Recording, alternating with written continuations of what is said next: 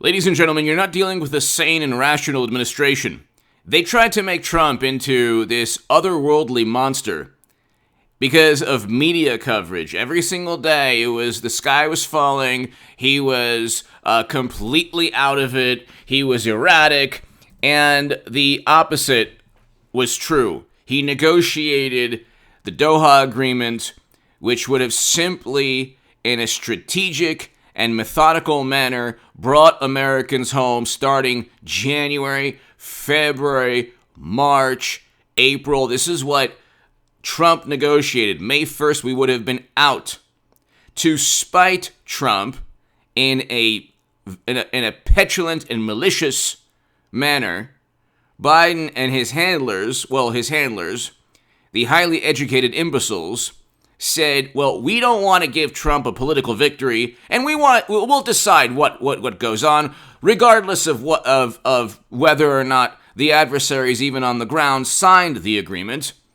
So we're going to give lists of names to the T-Ban, lists of American names. Imagine if your name was on that list, and we're actually going to have them vet people outside of the airport.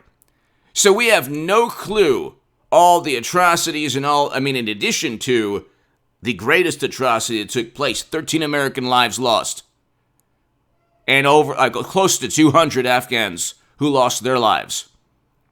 It didn't have to happen. We had a negotiated agreement. Trump, in addition to the Abraham Accords, in addition to being the first president to step foot in North Korea, to begin détente between North and South Korea, President Moon Jae-in of South Korea stated Trump deserved the Nobel Peace Prize and asked Biden to continue Trump's foreign policy. Same with Netanyahu in Israel. With the Abraham Accords, asked Biden to continue Trump's foreign policy. Biden continued also the tariffs against China.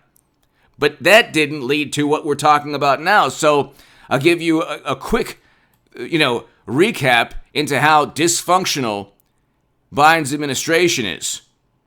And they lie infinitely more than Trump ever did. Trump was telling the truth when he didn't work with Russia, because the whole thing was fabricated. But now this is a Reuters article. U.S. warship transit Taiwan Strait after Chinese assault drills. Okay, we've sent our Navy to pass through the Taiwan Strait. That was within international law, but it was a sign to China that we're escalating tensions. They plan, very likely, on invading or blockading Taiwan. They're very likely looking at our complete catastrophe in Afghanistan. The whole world is saying, okay, and the issue is not the country falling and us leaving. The issue is how we left. Everyone knew, China included, everyone knew in February of last year that we were going to leave Afghanistan. Hit subscribe, by the way, to this channel, because I'm the only person talking about this. I'm the only person saying that it was the Doha Agreement, which was acknowledged by the entire planet, that President Trump negotiated. Had we simply abided by that, none of this would have happened. I'm not the only person saying that, but very few people are talking about what's taking place in Taiwan between that country and China.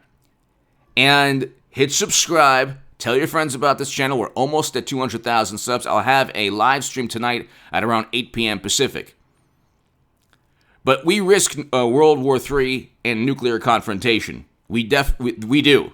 Okay? He's risking a nuclear war, and here's why. I'll read you this, and we'll get to exactly how this can play out. It's not good. It's not good. We know that Biden's administration, we know that mashed potato brains and his merry band of highly educated, polished buffoons, we know that they're capable of anything, even giving lists to very, very, the worst adversaries on the planet. Lists of American names for them to vet. And we didn't, like I said, we had January, February, March, April. We could have left on the negotiated date. He decided to start leaving on May 1st, okay? Completely irresponsible. But here, a U.S. warship and a U.S. Coast Guard cutter sailed through the Taiwan Strait on Friday, the latest in what Washington calls routine operations through a sensitive waterway that separates Taiwan from China, which claims the self-ruled island. The passage comes amid a spike in military tensions in the past 2 years between Taiwan and China, and follows Chinese assault drills last week, with warships and fighter jets exercising off the island's southwest and southeast. Now, they went over Taiwan's airspace. Something like 39 fighter jets went over Taiwan's airspace in the past 2 months. Japan is now working alongside Taiwan because they know that there could be an invasion or a blockade. And if there's an invasion or blockade because of Afghanistan, because of the absolute catastrophe and atrocities there, and there might be another atrocity, God forbid. That's what they're warning people. But that's what Biden created. This is 100% Biden's fault. He decided to spite Trump. He had January, February, March, April. He could have simply, in a strategic manner, abided by the deal that Trump negotiated. But Trump negotiated it, so he had to spite Trump in a malicious and petulant manner. That there was no reason to go past May. There was no reason to ignore the negotiated deal. And the manner in which we left, that's the issue. Every other country in the world is saying you're completely inept. And it's because of Biden. Don't believe what you heard about Trump from petulant and malicious media. People just wanted to, they didn't like Trump, so they said our national security concerns are Facebook ads. Well, now we risk World War III. Because if China does blockade Taiwan, or if they do invade Taiwan, they're not going to back down. And they're certainly not going to back down in front of Biden. We know that Democrats, we couldn't even talk about the origins of you-know-what. So Democrats are beholden in many ways to that government. We couldn't talk about the origins of a global health catastrophe because, for whatever reason, Democrats, well, we know exactly why Democrats didn't want to talk about it, because it would exonerate Trump. It would absolve Trump of the fabricated guilt they tried to place all on him while giving an Emmy to Andrew Cuomo. But what do you think's going to happen? And you could read the article below. Tensions have been increasing daily. Okay, there's also verbal, words and rhetoric that's heated up every single day between the leaders of Taiwan and the leaders of China. So you can see that the tensions are escalating. Part of U.S. national security has always been defending Taiwan, always. Okay? What happens is during the Cuban Missile Crisis, Kennedy's advisors were telling him to invade Cuba. Instead, he chose a blockade. And things worked out, and there wasn't World War III. So Kennedy was smart, and JFK was smart enough to not listen to his advisors. Mashed potato brains we have now, his advisors are running the country. We don't know who. The National Security Advisor, Jake Sullivan, Bumbling Blinken, his Secretary of State. We don't know who. Well, we know that the president we have now is out to lunch.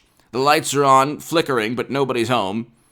He's one fry short of a Happy Meal, one beer short of a six-pack, and, he looks like a deer in the headlights.